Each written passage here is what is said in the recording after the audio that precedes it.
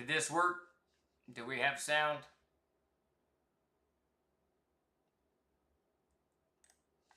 Can you all hear me?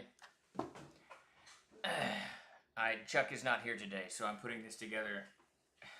Grace is helping me from the sidelines. I'm going to assume that you can hear me. Wolf, can you hear me? You said, okay, good deal. All right. then all is right with the world. Chuck is off getting, I don't know, he's getting a root canal, or I'm not sure what's going on with Chuck, but he's at the dentist. He's been there all day, so I know it can't be fun with whatever he's going through. So I have resurrected my ancient, unupdated OBS software, and I'm just going to run this myself today. So it is 4:30.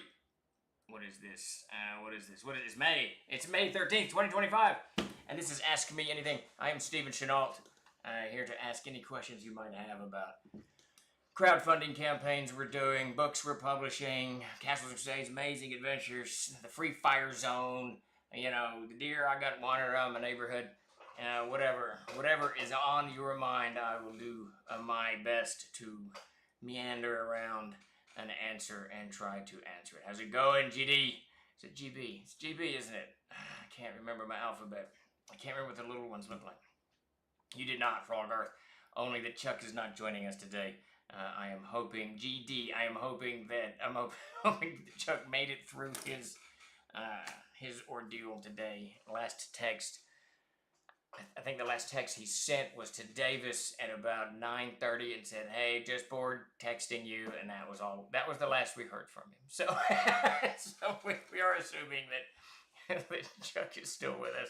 I think he said 2 root canals, which is 2 more than anybody should have. I don't know if you've ever had a root canal. I've had a few, but and they're, I don't know. Sometimes they're really. I had one root canal that was absolutely wonderful. I had no problems. And then I had another root canal that, I don't know, the root was tied around the something, and they had to break something to something. I don't know. It was just a lot of pain. A lot of pain and a lot of after pain as well, too. He had an earthquake. We had an earthquake here Saturday. Where are you at, Death Angel? I saw that we had like a 4.2, and was it northern Alabama or something like that? Somewhere there was an earthquake that rattled everything. For the briefest moment, I thought, they're gonna get the New Madrid Fault shaken up a little bit. And then once I don't know if I do it again, yeah, Ecuador, it's never. Fajitas in the house.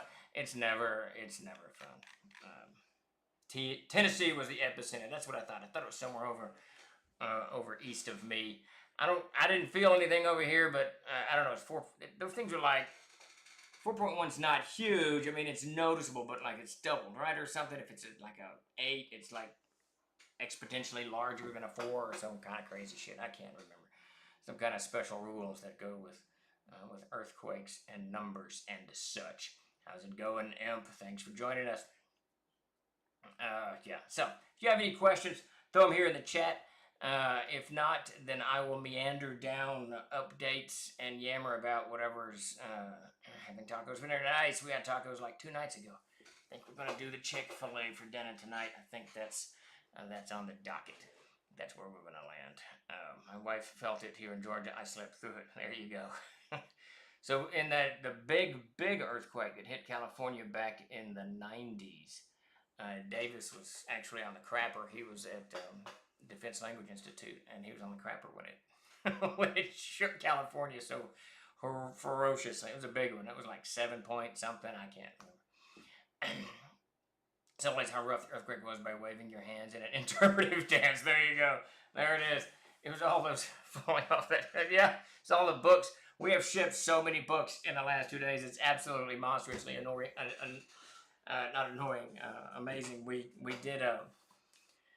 decided to outsmart ourselves yesterday. We had, I think it was 18 30 to 40 pound books of boxes of books to ship to Amazon. And we went down, and I told Dakota, we're just going to do this all at the warehouse, because normally we have to go to the warehouse, get the books, bring them to the mailroom, pack them in the room, I'll put them back on the truck, off to the post office. We're going to do it just one. We're going to go to the warehouse, pack them all in the warehouse, get them all in the truck, and then just take them to the post office. Well, we did that, and on the way back, the rain just opened up like there was no tomorrow. So we had to park the truck. We tarped it, but everything was getting wet quickly. So we just carted all the books into the mailroom and stacked them in the room and shipped them today. So my attempt to cut a level of workout completely failed due to the Arkansas weather. But there you go. Let's see. And didn't feel it was where I'm at, but in Knoxville, how's it going, Jack McCarthy? And the book's dry. And they did. We got them out today. Everything stayed dried. We had double packed everything. And then there's this giant wedge of construction paper, packing paper around it. That they were perfectly fine. But it was just a lot of moving in those boxes, you know, more than we wanted to. It's yet another reason that we're excited about getting our new building constructed. They did rezone it at last. That took far longer than we thought that it would. They rezoned the property that we purchased from residential to commercial.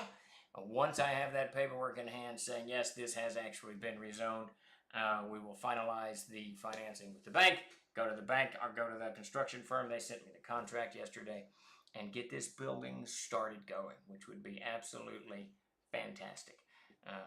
It's been a month now that we've been waiting for various entities to do the paperwork shuffle, and we could have already done. Concrete should already be laid, dried out. I don't know. But there you go. What are you going to do?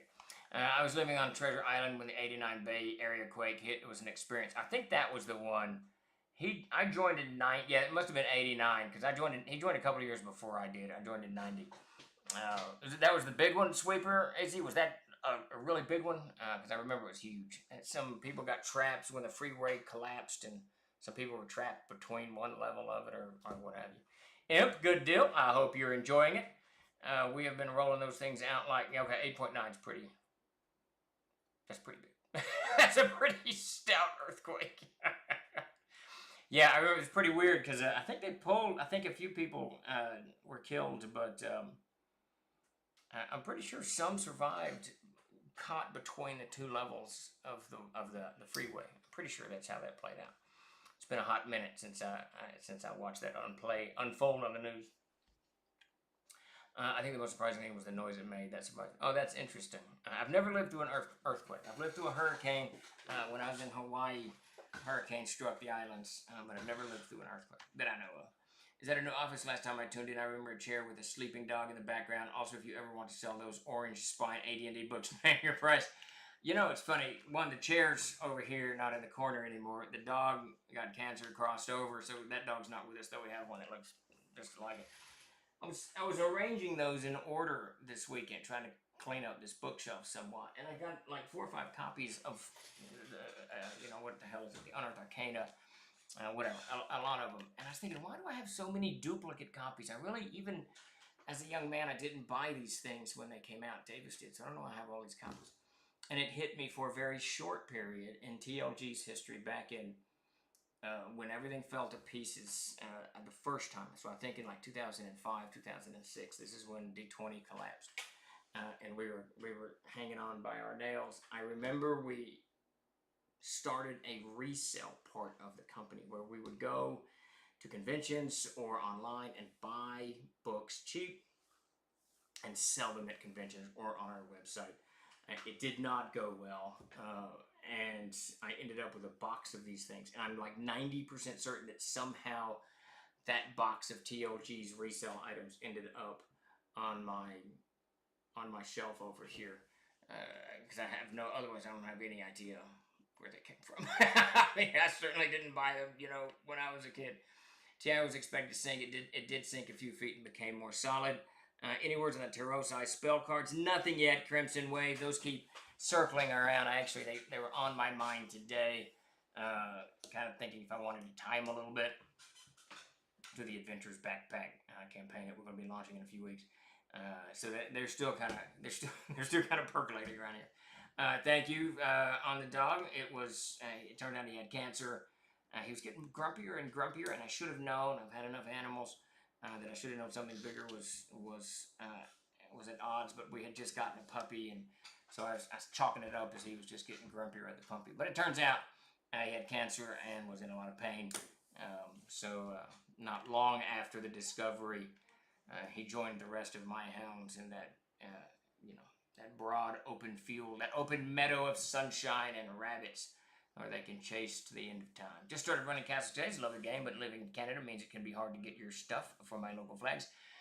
So, Jeff, we've got Universal Distribution, carries our stuff up there in Canada. We just sent them a half pallet the other day. Excuse me. So reach out to your local stores and tell them that Universal has them. They can get them hooked up. And the more they do, the better it'll be.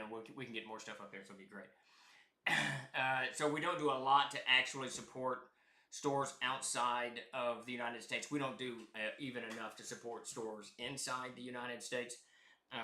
But what we do, we have distribution in both with GMS over there in the United Kingdom that services all of Europe and most of the world. And in Canada, there's Universal. So we can get stuff to Canada as quickly as we can. We actually, for the longest time, had retailer packages that we would send out to retailers. Those worked somewhat. I looked at revisiting those about a week ago.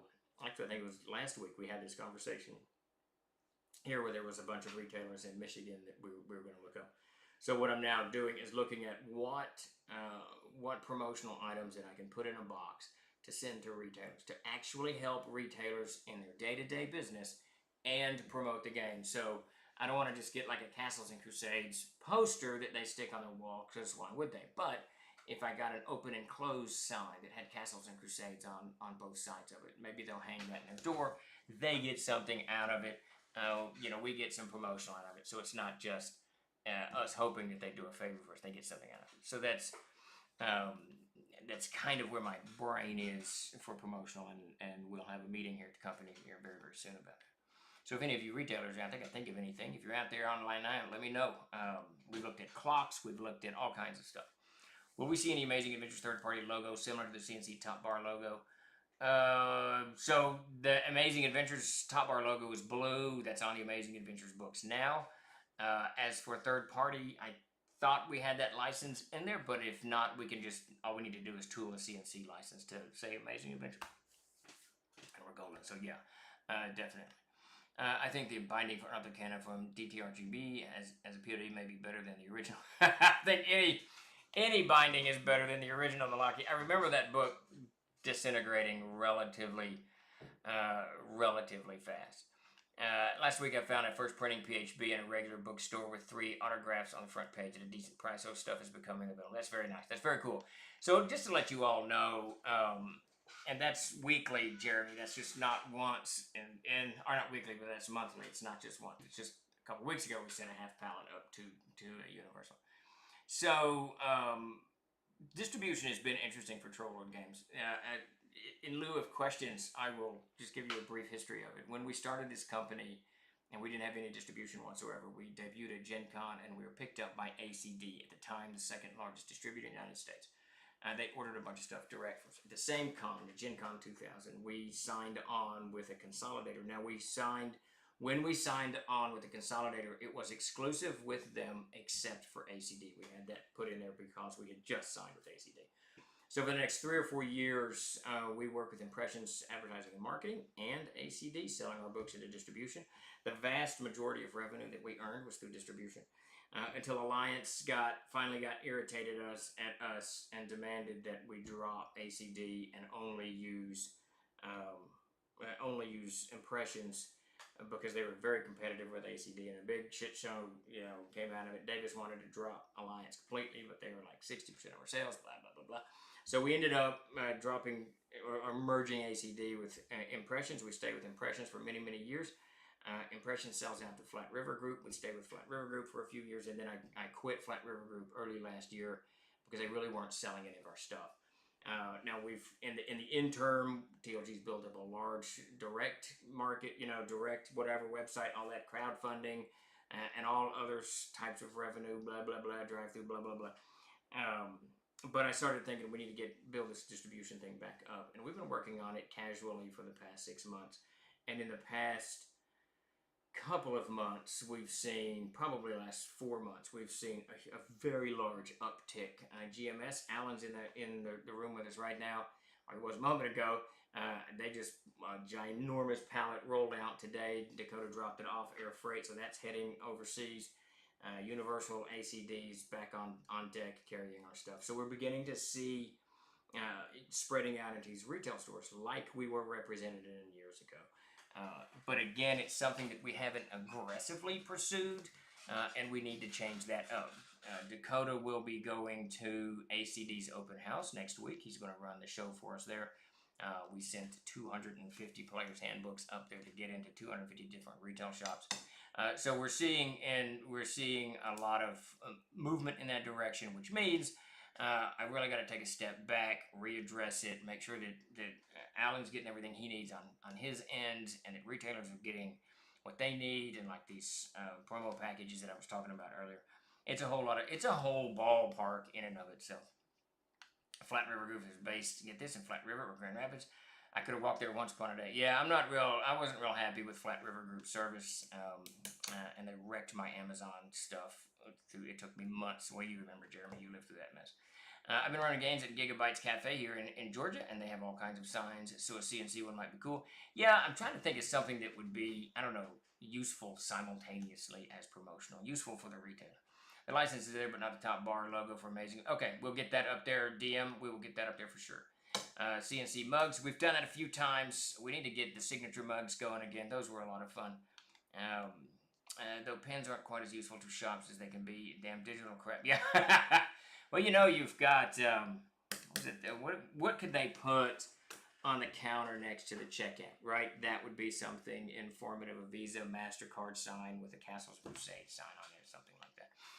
One of Flag's bags purchases, customized plastic bags.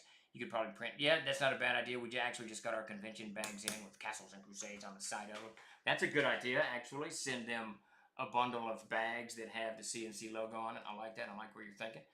It saves them money simultaneously as it promotes the product. And anything like that is going to make, anyone in any business, a little bit more conducive.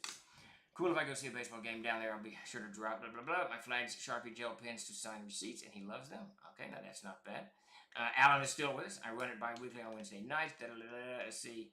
I have a question. What the hell were you saying to me about the Devils over the weekends? Oh, so Jeremy edited the Infernum book, and that book is deep into layout. I suspect we will be sending it out to backers tomorrow or Thursday. And in one of them, there's the Harvester Devil creates this pocket dimension. And Jeremy's comments, I'm not sure what you're trying to say here. So I rewrote it because basically that pocket dimension is like a trapdoor spider. It's the way the Harvester creates his pocket dimension, lives in that pocket dimension, and as you walk in front of it, so it could be in any dungeon anywhere, it springs down, grabs your character, drags him in to devour it. We're going big at UK Games Expo with TLG stuff this year. I saw the banner that Chuck made up for you guys. That's going to be very, very cool. I'm super jazzed about that. Let's see.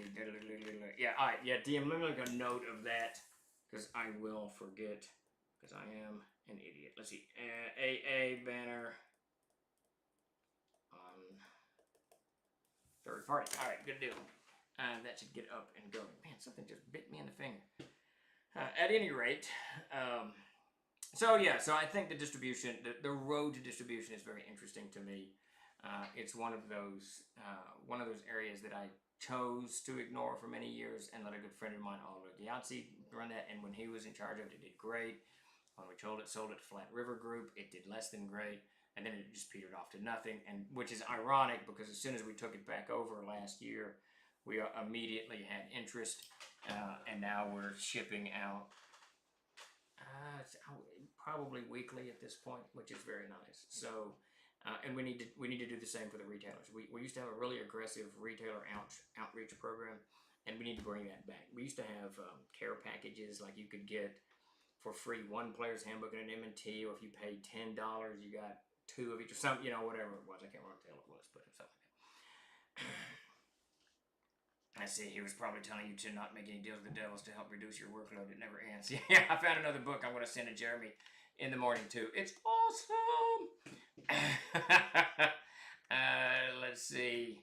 Davis is the damn worm. That's the Ordervis worm. Yeah, your sketches were badass though, David. I absolutely love them.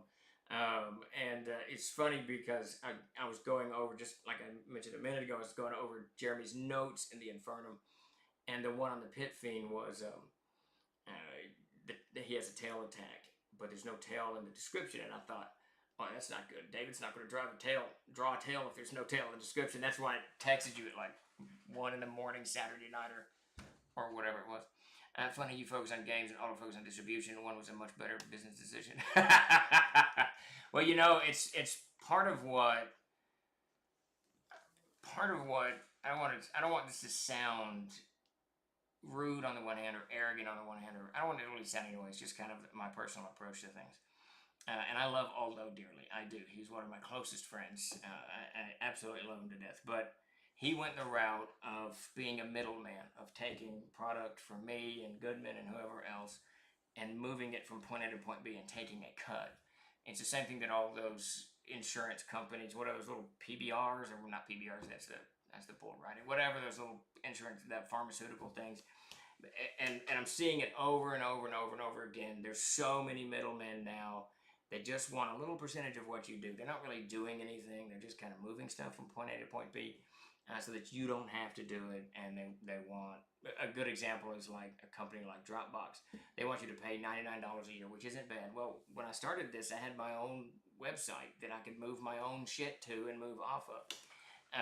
And now I got to pay Dropbox to do what I did for free before, or minimally for before. It's just middleman stuff. So I really don't have the middleman approach to life. I want to build something and leave something, and more. But I will say, Aldo is retired, so and you pick your poisons. I suppose he's very happy and he's very retired. So it's wonderful for Aldo. Right now, my son is bringing a bunch of his high school friends so he can run their first session of Bandangor. Awesome. That A0 is rough. Just warn them. A0 is rough. Get into A1 as quickly as you can. That A0 is rough. I'll be watching out. There's those pesky Crossroads teams. Absolutely. And their guitars. Davis is a menace to technology that he is. Once this worm is done, this group is good to go. I got to tell you, good deal, David. Much appreciated. Don't forget to draw RFK Jr. with that worm. Man, RFK, his voice is crazy. It is throat cancer or something. I can't remember what he's got. Most middle managers suck. Yeah, it's just one of those things. I mean, and every I don't want to, take away from whoever's doing. And if your middle management makes life easier, great. But I think there's so many of them. I suspect that people are using all of these kind of conduits from A to B when they don't need to, and they're using them thinking it's going to save me more work when they're just not. They don't want to do the work themselves, and just do the work yourself is kind of the way to go. Get up. How's it going, JB? A0 is beautifully rough. Yes. Okay. RFK has dysphonia. Yeah. Listening to him talk is crazy.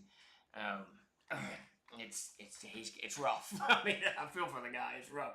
Whatever his politics are, that's a whole different whatever ball. But that's just it feels like he's in pain when he's talking, and I feel for people in pain. Pain is it's just horrible. That's horrible. Maybe it reminds you you're here, but I would rather be reminded I'm here with some sunshine or a little rain on my forehead. Be a little bit better. But there you go. I'm almost out of water. I need to go get a Dr. Pepper. But TLG does use a lot of these middle companies. We have to. There's no getting around a lot of it. Remind me with the big auto rent. Yeah, exactly. But I do try to not whenever possible. We do have a server. It's down. I gotta fix it with whatever software Chuck sent over the other day. But there's other ways to do these things. If I can get past endless heads of jaw aches and scheduling bosses, I swear I'm going to get the A series back on stream. Hopefully, maybe in time for Summer of Siege. That'd be fantastic. Spark, it'd be very, very cool. I am toying with launching. We're gonna launch the Backer Kit Adventurers backpack campaign. Is way too much back and pack going on all that. On June 3rd, and I'm thinking of launching a 4-game run at the same time. It would be kind of cool. Do one a week, 3-hour sessions, and do that for the Summer of Siege. Grace has been working really, really hard getting Summer of Siege up. And for those of you who do not know what Summer of Siege is, starting on June 3rd, we are going to launch, just begin a whole celebration of Siege Engine games, Amazing Adventures, Castles, and Crusades. We're going to run a bunch of streams, do all kinds of just fun stuff going on. So join us for that in just a few weeks. Backpack, backer kit, paddywhack. Yeah, it's just too much acting going on in that in that whole thing. It's just too much for my tiny little brain. Let's see what's going on here. I closed all of this and I did not mean to. Oh, Lord have mercy. Okay. Yeah. So, if anyone has any questions out there, throw them here in the chat. I'm going to go in there and get myself a Dr. Pepper. And if no questions, then I will dive into just some updates on where we are on projects. We've got some great progress going on that I'm super excited about.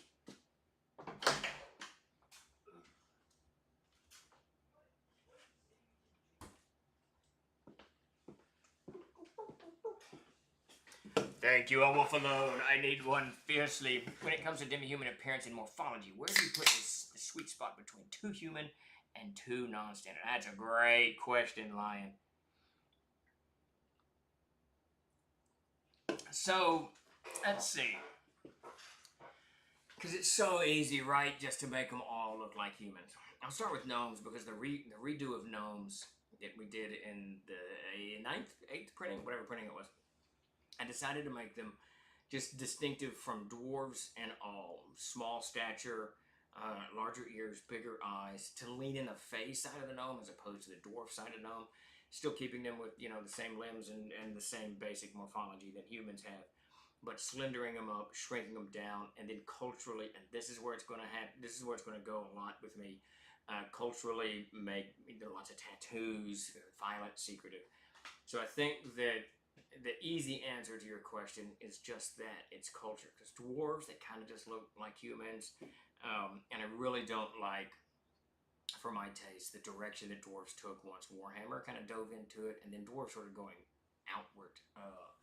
Which I did. I never really liked the gigantic, huge. They're not even beefy. I don't know what they are. That I didn't care for. I like the Tolkien-esque dwarves, but again, they're very human. They're only half his size, so it leans into culture. Elves, it's really the time frame that I try to build into them. I love the idea of elves as presented in Tolkien, and more even better presented in a book Jeremy got me to read not too long ago, The Broken Sword. If you've never read it, read it. It's got elves in kind of the classic tone of things, as these very violent, not evil, that's not the right word, but arrogant creatures that live in another world. So I love that concept of elves, and I love the timelessness of it. Now, by timelessness of it, I don't mean that elves sit around thinking they don't have to do anything, that they just sit there because they are immortal, they live forever, there's no urgency in life, they're calm. That whole idea of elves, I discard completely. Elves in the world of air, they have this sense of urgency about them. They're immortal, but everything around them is not. So if an elf wants to grow a forest, because it has no real concept of an end for itself, it knows that forest is going to grow and die in time. So it has to grow the forest and get that forest exactly the way that elf wants it to be happy for the very, very tiny sliver of time that it's going to be able to enjoy it before the forest itself just dies through natural causes, whether it's your dwarven friend or the trees that the Valorian trees that you've grown with the golden leaves, it's all going to die. So there's this sense of urgency about them, and not really a melancholy. You can play that into it, but I like the idea that elves have this need to do things now, not 1,000 years from now. So it really comes down to the morphology is basically the same, ears, eyes, but culture is where I land on that. Probably 9 out of 10 times, I would say. Hopefully that answered your question, Lion. Are there modules that use Adventurers Backpack classes? So we don't specifically make modules for any of the classes. It's really whatever module, whatever class you're playing, you can play in the adventure. You can play in that adventure. We don't have any source material specifically for the Adventurers Backpack. We don't have any source material specifically for any of the classes. Let's see, blah, blah, blah. Summer of Siege is just in time for my birthday. Excellent. What would you say is your favorite optional rule out of the Castle Keeper's Guide? The two, I love the land is treasure. I absolutely love doing that. It's the way I've rewarded characters for many, many years. But I also love the equipment wastage stuff. I love those charts. We kind of redid them for this latest printing because I love breaking stuff, and that gives me kind of a framework within which to break crap that characters have, because that's the best way that you can eradicate wealth is just to constantly break everything that they buy. So that it would be those two are my favorite. I watched Vast of Night over the weekend. Really enjoyed it. Good recommendation. Yeah, Vast of Night, fantastic movie. I was thinking maybe more like Triangles. There you go. Gnomes are CNC's Hell's Angels. That's right. I've heard of CNC dwarves get compared to Germans.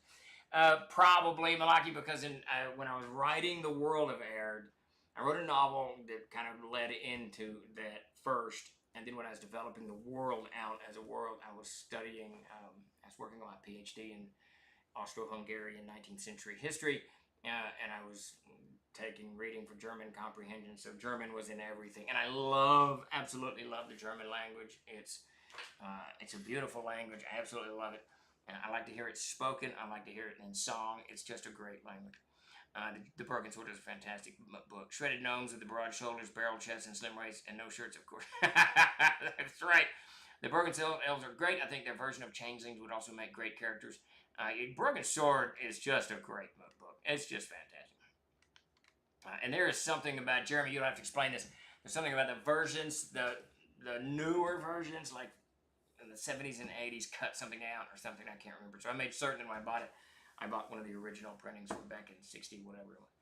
I remember editing some module with an individual class in it. I don't recall what class. I don't recall what module. So I'd say I know it exists, but couldn't tell you. I couldn't begin to tell you. There's very few of our modules, if any, are you got to play this class to play the module. I will frequently say, for almost everything I write, you need a ranger. That's usually in my list of things, because it's going to be in some stupid forest somewhere. The most recent printing supposedly uses the original version. What was that? Now I've lost. What was that? Was that to a wolf alone? Question: any update on when the starter box will ship? So everything's approved, and they got their documents on Thursday or Friday last week. They got the final proof form signed by me, so they should be making those even now. I'm hoping in the next 4 weeks they are on a truck headed in our direction. I know that we're already beginning to feel a little bit of the backlog as people move stuff out of overseas printers and coming over here, but I don't think it's quite hit us yet. So hopefully that doesn't impact our box. Paul Anderson was a very angry young man. As he aged, he softened and went back and edited his works to match his taste. The first edition of Broken Sword is best. Okay, there you go. How's it going? Looks Lightly. Thanks for joining us. A raid. Excellent. Very cool. Thank you for the raid. Very, very much appreciated. Oh, a nice swarm of folks, too. Well, welcome, everybody. And Looks Lightly, thank you for the raid. We are jibber-jabbering about nothing in particular. This is the Ask Me Anything stream. I am Steve Chenault, CEO of Trollord Games. Oh, wait. It's from Casters and... What is that? I can't read that. Casters and something. There you Casters and Castles rating. Okay. Excellent. All right. Chuck normally manages all of this, so I am always at kind of a loss. Well, thank you, Casters and Castles, for the raid. It is very, very much appreciated. Yeah, I don't know what's going on. I live in a state of something. I don't know what that is. And I got these crows outside my window, bebopping around. And I've been throwing bread out for them, trying to get them to come join me, but they don't ever stay, so they're distracting me. I'll get Odin down here to do whatever it is that Odin does. But thank you for the raid, very much appreciated.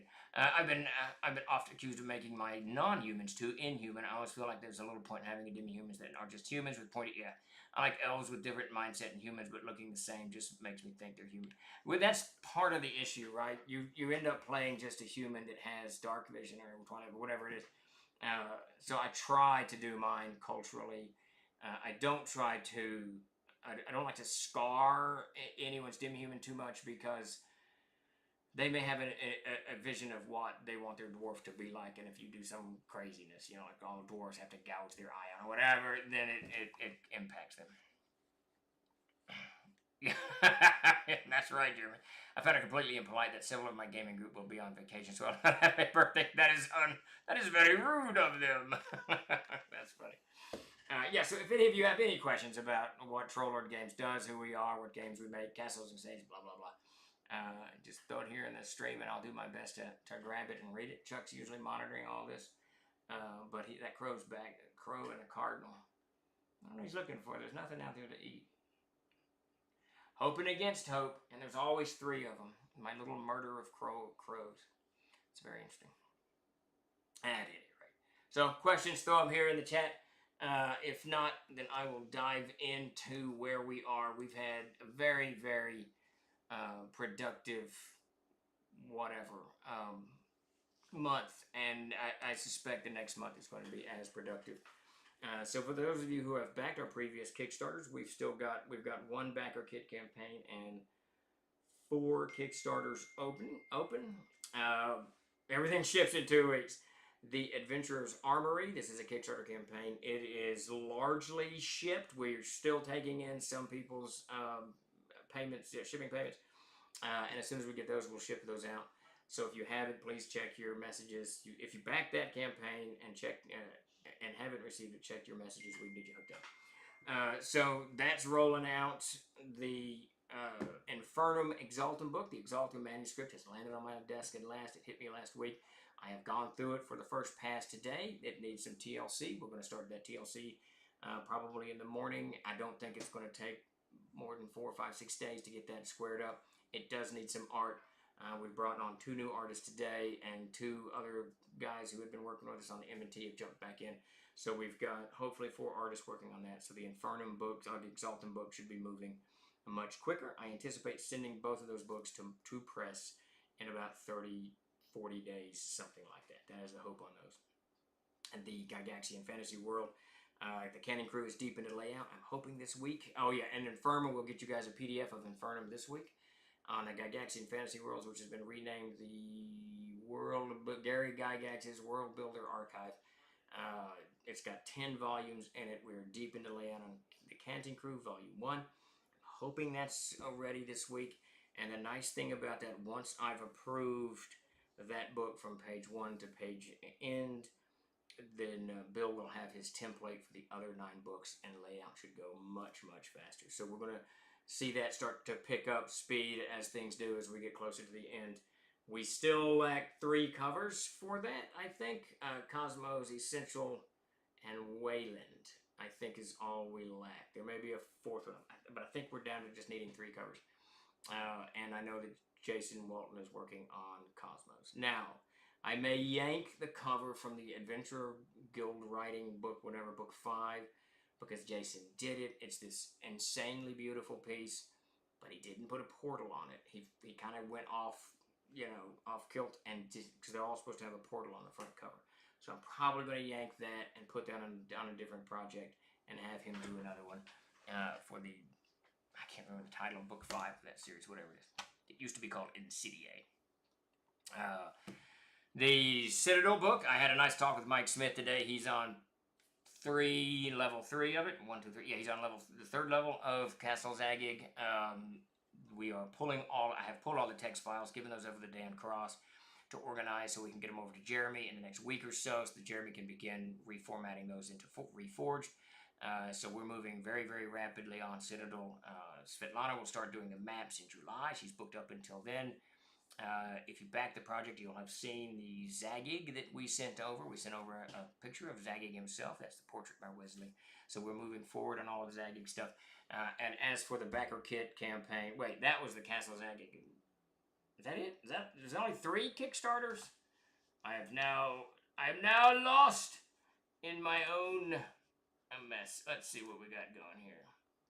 Oh yeah, no, there's the 4th Kickstarter is mostly shipped. And this is Reforged. We got the screens in the other day, so everything has arrived for that Kickstarter except Beneath the Canopy Green. We're just waiting it out on any day now. It should show up. They promised me in mid-May. It was supposed to come out in April, but they had some equipment failures and it caused a big thing. But they promised me in mid-May. So any day now, I expect that as soon as that arrives, we will finish shipping that. So much like Armory, it is half shipped, and we're just kind of waiting for the last pieces. So we should be wrapping those up in the next 30 days, the next 2 weeks. I think that we will see the Armory closed out, and we will see Reforged closed out, and we will see the Infernum rapidly coming to its print cycle, which would be absolutely fantastic. Help, Mom, I'm scared. Why am I suddenly in this chat? Who knows, folks? But welcome to the chat. If you have any questions, throw them in here. Hi, Steve. After 40 years of DMing, I just discovered CNC 2 months ago. Great stuff. We'll do a games. Fantastic. Evil DM forever. I'm glad you're able to dive into it. I think you'll find, and your players will find, that it's a very easy system. It's very versatile, and it can kind of cover whatever direction you want to take the game mechanically wise.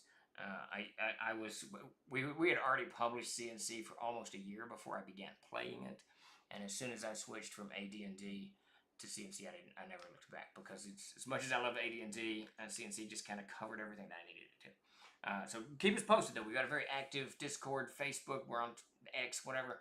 As soon as you get your games going, and join me back on the stream. I'm here every Tuesday, and then we've got streams Thursday and Friday. Any timeline for when the Gourd books might be coming? No timeline yet, and like I said, I don't know if you were in last week, MJ, and I got to address this. I got a very strange email with some documentation from the court that I'm going to have to sit down when my mind is clear and decipher what they are asking. So I hope to do that tomorrow or Thursday at the latest and get back with them, because I can't leave them hanging. Figure out exactly what they need. As soon as I know then I'll have a better idea of what we're going to do going in the future. And we may be partnering with Luke Gygax's company. We'll see. See, Twitch app activated me by. There you go. Any updates on the new property? Yeah. So Death Angel, we've done. We got last Friday. They did the rezoning from the property that I bought. I purchased 5 acres. Which is more than I need. We'll probably end up selling some of it to help kind of fund the building itself. But the property was zoned for residential. They rezoned it to commercial, so that was the first big hurdle. That is done. We've approved the preliminary plan for the building itself. It's actually going to be 2 buildings connected with a walkway, and all I need to do is move a door that I want in the front and not on the side. And then we're done, and then we go to the architectural phase.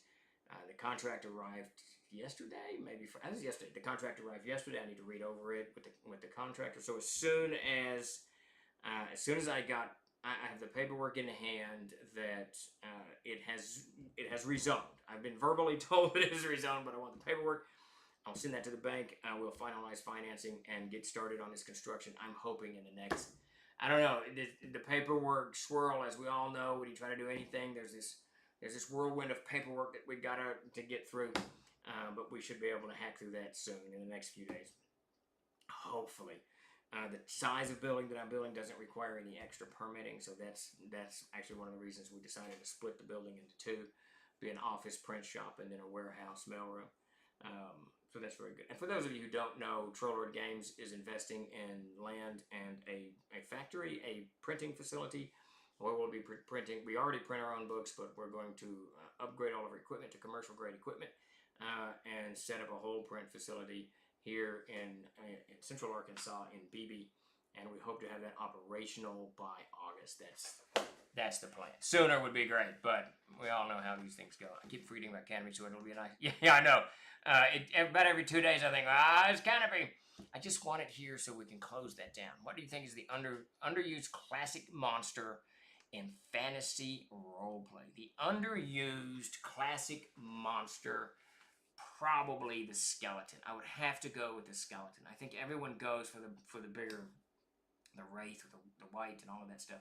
But I think skeletons are really, really cool. It's a great 1-hit dice or 2-hit dice monster. It's easy to fight, but it's got a little bit of a challenge to it, right? I mean, because the sharp-edged weapons do half damage or whatever it is. So I probably would have to go with the skeleton on that. That's Zorn. Damn, yeah. We can do all kinds of stuff with it, with that 5 acreage. I'm very excited about it. It's a very good price. It's a little bit. The town is growing in one direction, and I bought it on the other side of town, but it's near downtown, which they're trying to revitalize, all those things.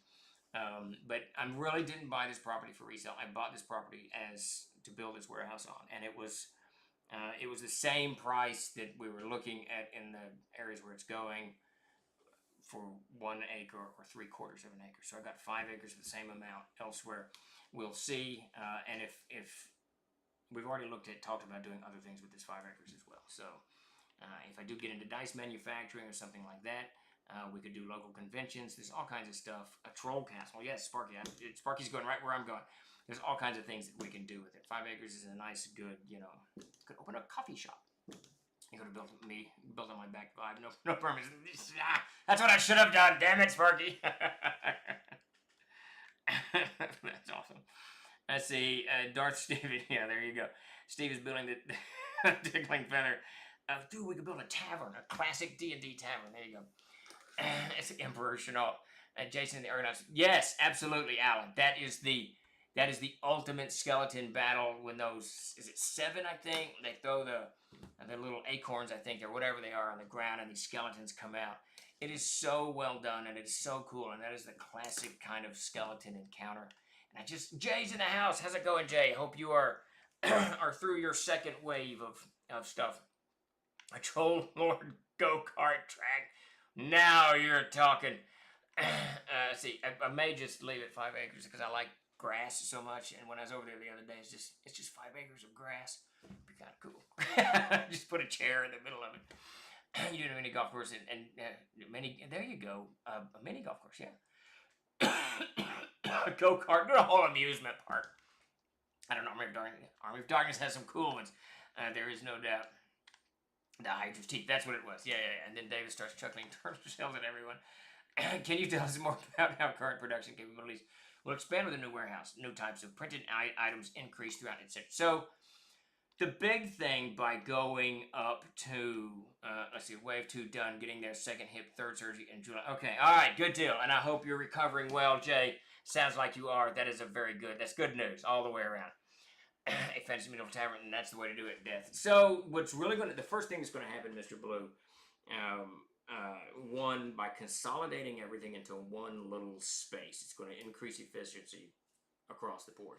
We no longer will have to drive down to get stock for the warehouse. It'll be, a 10-second walk from where the mailroom and print shop is. So that's very good.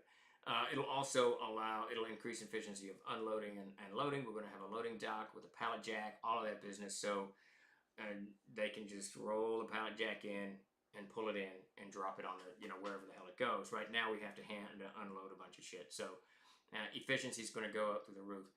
By going up into the commercial grade printer, right now what we're experiencing, the fuser in the printer that we have now is constantly burning out and is constantly damaging books. So we're getting blank pages that will appear in there, and that's just the fuser and the belt are they can't sustain our volume, and the volume is very, very large, and it's going to get larger. Just off of we're going to have to print 1,000 Crusaders, so that's 28,000 print. It's just a mess. So by upgrading to the commercial grade equipment, that's going to allow us to print far more, and the key to it is far faster without damaging the equipment. So that I'm super excited about. So just an increased efficiency, an increased rate of production. We're keeping the same binder, which is it's not a hand binder, it's an automatic binder, but you've got to do each book one at a time. I don't think in this go around we're going to upgrade the binder, but that'll be the next thing. Once we upgrade the binder, that's going to really increase the amount of books that we can do. Now, just time-wise, because obviously the production process takes time from start to finish. You got to do all this crap. The commercial grade printer is going to have far more. It already has far more options than we're able to do. Print size, cover sizes, we can do larger, smaller books, all of this stuff, and because we can do it faster, we can now begin to have serious conversations about digest books again, because we'll be able to do these. So there's just so much more that we're going to be able to do, and the speed is going to help us immeasurably. That getting that commercial grade in there is critical. Now, part of the issue with what we've got now, the way we've got it set up, all of our equipment is on top of each other, and part of the reason that we see this wastage is the printers should not be near the binder. The binder puts off this fine dust constantly. We have vent sacks and all this shit that, pulls the dust off, but as you know, dust is going to get out there. There's nothing you can do about it. As soon as that book block goes over the grinding wheel, most of it gets sucked off and down into the bag, but some of it goes up, and it ends up on the fuser, it ends up on wherever, so this causes a problem. So the printer, the commercial grade printer, which I think is 14 feet long, I think is what it is, it's going in its own room. The only thing that will be in that room is a computer kiosk and paper. We're going to store the paper in there. I think the room is 30 by 20, so it's plenty of room for the printer itself, and then a mountain of room for us to have excess paper so that we don't have to walk anywhere and get the paper, and there's no problem and all that business. So that really, that's really going to put us over the top, I think. It's going to increase efficiency, productivity, speed, all of these things. And Dakota and I are just, we're ready. We're ready for this thing to go. I'm glad we waited as long as we did. It's a good thing. I like to, I'm comfortable with what's happening. It's a lot of money, but I don't think it's going to, wrecking ball, troll lord games. I think we can more than sustain this. And we may do some promotional stuff. My wife had this great idea. We're gonna landscape a little bit too. I don't want to just put this ugly building in this middle of this beautiful acreage and wreck the whole thing. We're gonna landscape the area around it. We're gonna put in some dogwood trees. Well, not dogwoods, too much sunlight, but we're gonna put in some trees, some shrubs, some shrubbery, a nice sidewalk that goes up. It's gonna have a porch, as we call it, or a lean-to, as Jeremy called it. We're gonna have a nice porch on it. Chairs on the porch so that we can sit, relax a little bit. It'll have a little eating area outside. But I'm thinking also of the sidewalk going up, of doing a promotional thing where if you guys want to donate X amount, probably $75, I'm not sure the cost yet, we will have your name stenciled on a brick, and that brick will go into the sidewalk. So that people going in will see, everybody's name. Your character's name, your name, whoever's name. I think that'd be kind of cool. So we may end up doing something like that. But we are more than ready for this thing to get started. And the paperwork is about to drive me insane. Steve, you understand we're now expecting a tour virtual? Absolutely. We're going to do, Harad, it's going to be fun. We're going to do a groundbreaking ceremony. We'll do that first. And then when we open it, we'll do a mini little convention. And we will definitely, because I'll fly the trolls in so we can celebrate, all of this mess. And we will definitely do a virtual tour. It'll be a lot of fun. I'm really looking forward to it. It's really a huge step for TLG, but I think we're there, with no doubt. How much does that new printer weigh by chance? Man, I'm not sure offhand, but it's like 7 pieces that go together, but it's pretty heavy. So yeah, all of that, we'll have to get all the concrete pad and all that mess. Oh, your office would be moving to the new facility? No, I'm going to have an office there. There was 2 office spaces. One will be mine, one will be Dakota's. And I'll probably go there once a week. It's about 45-minute drive from where I'm sitting right now. And there's no real reason for me to go up there other than to kind of step in and help Dakota or whatever. Where are we on this, check in on that. But now eventually, my wife and I want to move to that part of the state, near there, up in that direction. So that's one reason we went to Beebe. There's a bunch of reasons we went to Beebe, but one of them is because I'm going to end up in that direction. So when we do move, we'll actually be closer, and then I'll probably start using it a little bit more. When I worked in the printing shop, sweeping the dust was an hour. Yeah, I mean, Moose. It's a lot of dust, and it's so fine. You don't see it or think about it, but then a week later, Jesus, where's all this dust coming from? As long as nothing changes in the dark, nothing will change in the dark. 14 feet, so you could fit a commercial rolling pizza. Now you're talking, Vahita. Now you're talking. Now Dakota wants to put a pond so he can go fishing. Dude, we got to put a kumquat tree in. All right, we're doing it, Jay. And I swear this time, I will keep it alive. Jay is working on Altamira, and the symbol of Altamira, the city of Altamira, is the kumquat. And so I bought this kumquat tree, and it was absolutely beautiful. And it lived about 6 months, didn't it, Jay? I don't know why it died. I do not have much of a green thumb. It's not. That's Davis. Davis can keep anything alive. I cannot. I used to fix laser printers. I had to fix one in the IC fabrication. I wanted bunny suit. So, oh wow, yeah, that would so big time. Anytime, Mr. Blue. We're gonna try to keep. I need to put another release out. I'm trying to keep everyone kind of informed with what we're doing, so you guys can see it unfold. It's challenging and fun. I mean, it's a pretty cool time to see all this, whatever's going on. I don't know what's going on in Wizards of the Coast, but we're seeing The volume we're seeing is so large that the sixth printing of the Monsters and Treasure. Is that what we just did? Yeah, the sixth printing of the Monsters and Treasure is about sold out. I think we got about 3 or 4 months to go, so we're gonna have to reprint that thing almost immediately, which is just wonderful. I can't wait for that Arkansas here. Oh yeah, we'll get you down here when it's good and hot, when it's July, which is, if you haven't been in Arkansas in July or August, it's warm. It's warm. It's stifling warm. Fly you all down. Are you putting a fishing dock on the pond? No doubt. Dakota's already talked about all kinds of things. No, so no doubt he'll want to do something like that. The boy likes to fish. Sorry, got to run. Thanks, Dirk Hollenbeck, for joining us. It's getting late here in Germany. Keep on doing great. Thank you. And thanks for joining us. Me and Steve will be in the same business with the factory just about. Sweet. So I keep thinking that you're up near Ash Flat. I don't know why I think that, Sparky. I just had that. It's lodged into my head now. 45 minutes. It's not a bad drive. It really isn't. And it's against traffic all the way. So, and it's interstate. I'm on the interstate like 3/4 of a mile, and it's interstate to, you turn off in BB, and then it's a 2-minute, 5-minute drive, maybe, to where we'll be. So it's not a bad drive at all. Not at all. Davis keeps them alive just long enough to burn pilots, right? I like that new print shop is in BB. That's down the road from Books by the Pond, my favorite store. I'm going to have to check that place out. Take it easy, evil DM forever. Take it easy. It is about time for me to wander on. I think we're doing Chick-fil-A tonight, so I need to go get it. Atlantis is holding, yeah. It's hot in Atlanta, too. I've been to Dragon Con at the end of August. It's something else. A koi pond. There you go. At least koi eat mosquitoes. So the biggest problem with being a pond on a place like this is you're going to have so many mosquitoes in it. It's going to be unheard of. We'll be able to do the hardcovers at the new facility. Is at the still. That's future. The idea is we get all of this set up, see how this is working and running, and then probably by fall, early next year, we're investigating to expanding, because I made sure that the warehouse building is modular, that we expand into maybe putting another one there, and then doing our own hardcovers. That's a lot of equipment. It's a lot of expensive equipment. You can buy it in Georgia, so it's not something we've got to worry about with whatever's going on overseas. So that's definitely on the table, without a doubt. Nope, I'm closer to Batesville, a lot closer. I don't know why. I've got you in the wrong direction, and now my girlfriend is working in Cersei, so I'm down there. Cersei's a nice town. Dig a moat and fill it and snap them. There you go. Books by the Pond is great. I'm going to have to check that out. Best security system money can buy. I've got a lot of cousins out that way. Yep, and stealing that idea from my There you go. On the turtle moat note, I am going to log off here in a minute.